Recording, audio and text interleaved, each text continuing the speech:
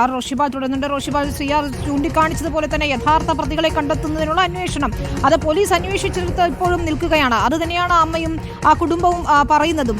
യഥാർത്ഥ പ്രതികളിലേക്ക് അന്വേഷണം എത്താതിരിക്കാൻ അത് വഴിതിരിച്ചു വിടാനുള്ള അട്ടിമറിക്കാനുള്ള ശ്രമങ്ങളാണ് ഇപ്പോഴും തുടരുന്നതെന്ന് അവർ പറയുകയാണ്. നേരത്തെ റോഷിബാൽ സൂചിപ്പിച്ചതുപോലെ പബ്ലിക് പ്രോസിക്യൂട്ടറെ പോലും അവർ ആവശ്യപ്പെടുന്ന ഒരാളെ വെക്കാൻ പോലും തയ്യാറായിട്ടില്ല. അന്നൊരു പക്ഷേ ഈ ഘട്ടത്തിൽ അന്വേഷണത്തിന്റെ തുടക്കത്തിൽ തന്നെ അവർ ഈ ആരോപണങ്ങൾ ഉന്നയിച്ചപ്പോൾ പോലും അത് ചെവിക്കൊള്ളാൻ തയ്യാറായില്ല എന്നതാണ്. വിനിത, ഈ കേസ് നമുക്ക് തുടക്കം മുതൽ തന്നെ അറിയാം.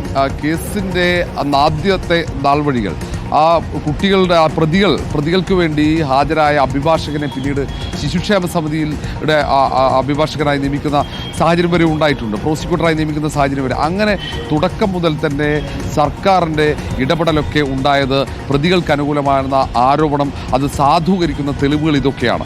ഈ വാളയാർ കേസിലെ പെൺകുട്ടികൾ അവർ മരിച്ചു, അതിനുശേഷം പിന്നീട് പോലീസിൻ്റെ അന്വേഷണത്തിൽ തന്നെ പോലീസ് ചൂണ്ടിക്കാട്ടുന്നുണ്ട് ലോക്കൽ പോലീസ് അവിടുത്തെ സ്റ്റേഷൻ ഹൗസ് ഓഫീസർ കൃത്യമായി ഇടപെടൽ നടത്തിയില്ല.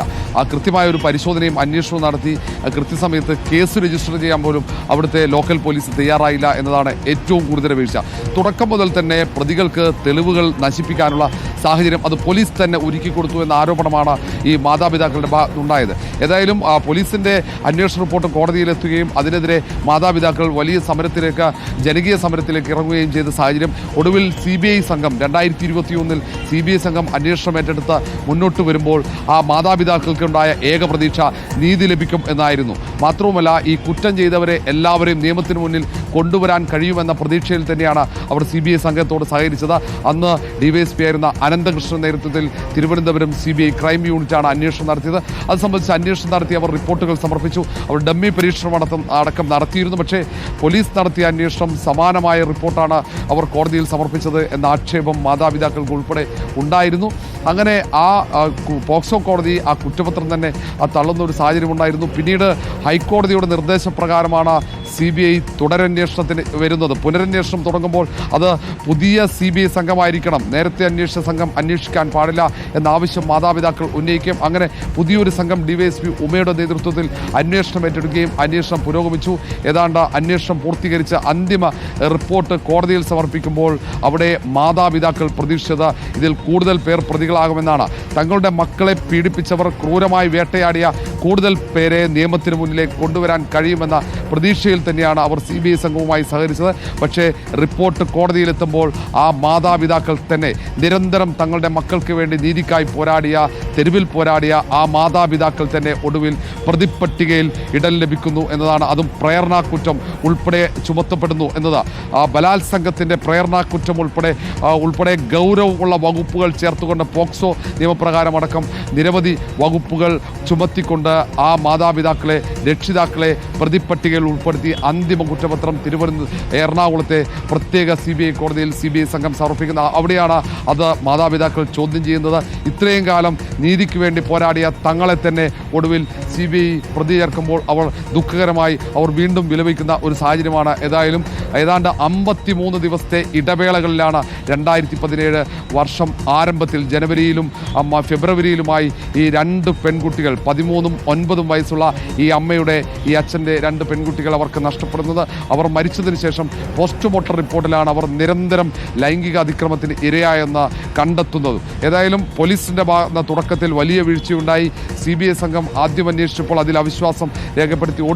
ഏറ്റവും ഒടുവിൽ ആ രക്ഷിതാക്കൾ ആവശ്യപ്പെട്ടത് ഒറ്റ കാര്യമായിരുന്നു, തങ്ങൾക്ക് ഒരു സ്പെഷ്യൽ പ്രോസിക്യൂട്ടറെ ഈ കേസിന് വേണ്ടി വെക്കണം, അത് തങ്ങളുടെ നീതിക്ക് വേണ്ടിയുള്ള പോരാട്ടത്തിന് തങ്ങൾക്ക് ശക്തി പകരണമെങ്കിൽ രാജേഷ് മേനോൻ എന്ന ആ അഭിഭാഷകനെ സ്പെഷ്യൽ പ്രോസിക്യൂട്ടറായി നിയമിക്കണമെന്നാണ്. പക്ഷേ സർക്കാർ അത് അംഗീകരിച്ചില്ല. മറ്റൊരു അഭിഭാഷകനെയാണ് സർക്കാർ സ്പെഷ്യൽ പബ്ലിക് പ്രോസിക്യൂട്ടറായി നിയമിച്ചത്. അത് അംഗീകരിക്കാൻ ഇപ്പോഴും മാതാപിതാക്കൾ തയ്യാറായിട്ടില്ല. തങ്ങൾക്ക് വിശ്വാസമുള്ളത് രാജേഷ് മേനോൻ എന്ന അഭിഭാഷകനെയാണെന്ന് പറയുന്നു. ഏതായാലും ഇപ്പോഴും ആ അമ്മയും അച്ഛനും അവർ ഈ അന്വേഷണത്തിൽ പൂർണ്ണ വിശ്വാസമില്ല. അങ്ങനെ അന്വേഷണം പൂർത്തീകരിക്കുമ്പോൾ അവർ എങ്ങനെയാണ് പ്രതിപട്ടികയിലേക്ക് എത്തുന്നത് എന്ന ചോദ്യം സമൂഹം ഉയർത്തുന്നുണ്ട്.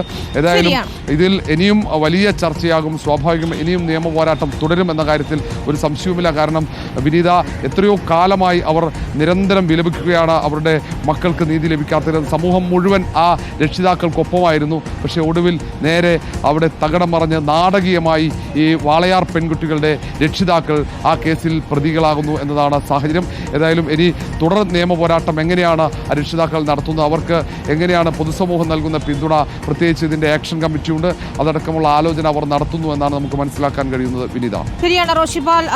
അടുത്ത മാസമാണ് മൂത്ത പെൺകുട്ടിയുടെ ഓർമ്മ ദിനം. ആ ദിവസം ഹൈക്കോടതി ജംഗ്ഷനിൽ വലിയ രീതിയിൽ സമരപരിപാടികൾ നടത്താനിരിക്കെ കൂടിയാണ് ഇപ്പോൾ മാതാപിതാക്കളെ പ്രതി ചേർത്തിരിക്കുന്നത്. ശ്യാം ദേവരാജ്, കുറ്റപത്രത്തിന്റെ വിശദാംശങ്ങൾ ഒന്നുകൂടി പറയാമോ? പ്രേരണാ കുറ്റമാണ് ഇവർക്കെതിരെ ചുമത്തിയിരിക്കുന്നതല്ലേ?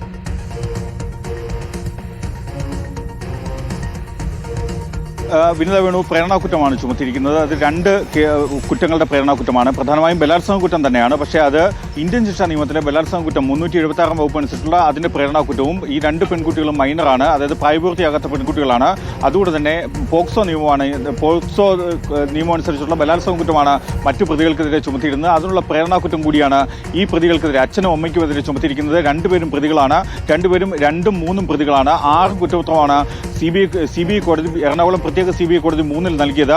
ഈ കുറ്റപത്രം അനുസരിച്ചാണ് ഇനി വിചാരണ നടക്കേണ്ടത്. പക്ഷേ സ്വാഭാവികമായും ഇവർ പ്രതികളാകുമ്പോൾ സ്വാഭാവികമായും അറസ്റ്റ് ഉൾപ്പെടെയുള്ള നടപടിക്രമങ്ങളിലേക്ക് കടക്കേണ്ടതാണ്. പക്ഷേ CBI ഈ ഘട്ടത്തിൽ അങ്ങനെ ഒരു അറസ്റ്റിലേക്ക് കടക്കുമോ എന്ന കാര്യത്തിൽ വ്യക്തതയില്ല. കാരണം സ്വാഭാവികമായും നേരത്തെ ഈ പെൺകുട്ടിയുടെ മാതാവ് തന്നെ പറഞ്ഞത് നിയമ നടപടിയുമായി മുന്നോട്ട് പോകുമെന്നതാണ്. കാരണം ഹൈക്കോടതിയിൽ മുൻകൂർ ജാമ്യാപേക്ഷ നൽകാനുള്ള സാധ്യത ഈ ഘട്ടത്തിൽ തന്നെ കൂടുതലുമാണ്. കാരണം പ്രത്യേകിച്ചും CBI ഇവരെ കൂടി പ്രതി ചേർത്ത സാഹചര്യത്തിലാണ് ഇവർ മുൻകൂർ ജാമ്യാപേക്ഷയുമായി മുന്നോട്ട് പോകുന്നത്.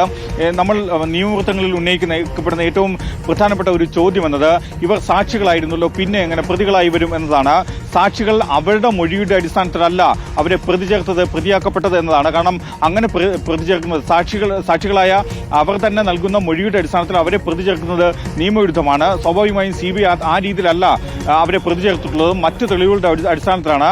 ആ തെളിവുകൾ ഏത് എന്നത് നമ്മൾ ഈ കുറ്റപത്രത്തിൽ നിന്നും പ്രാഥമികമായി മനസ്സിലാക്കുന്നത് ഈ ക്രിമിനൽ നടപടിക്രമം 164 അനുസരിച്ചുള്ള മറ്റ് സാക്ഷികളുടെ മൊഴികളുടെ അടിസ്ഥാനത്തിലാണ്. അതിന്റെ കൂടി അടിസ്ഥാനത്തിലാണ് ഇവരെ പ്രതികളാക്കുന്നത്. അതായത് ഈ പെൺകുട്ടികൾ ബലാത്സംഗത്തിനിരയാകുന്നത് സംബന്ധിച്ച് ഈ മാതാപിതാക്കൾക്ക് അറിയാമായിരുന്നു എന്ന കാര്യമാണ് എന്ന ഗൗരവതരമായ ആക്ഷേപമാണ് ഈ മാതാപിതാക്കൾക്കെതിരെ CBIയുടെ തിരുവനന്തപുരം യൂണിറ്റ് അന്വേഷിച്ച ഈ കേസിൽ അന്തിമ കുറ്റപത്രം നൽകുമ്പോൾ അക്കാര്യത്തിൽ മുന്നോട്ട് വയ്ക്കുന്നത്. അത് ഈ പോക്സോ നിയമത്തിന്റെയും ഒപ്പം ഇന്ത്യൻ ശിക്ഷാ നിയമത്തിലെയും ബലാത്സംഗ കുറ്റത്തിന്റെ പ്രേരണാ കുറ്റങ്ങളാണ് രണ്ടുപേർക്കുമെതിരെ ചുമത്തിയിട്ടുള്ളത്. ശ്യാം ദേവരാജ്, ഞങ്ങളുടെ ലീഗൽ കറസ്പോണ്ടന്റാണ് വിവരങ്ങൾ നൽകിക്കൊണ്ടിരിക്കുന്നത്. ഇപ്പോൾ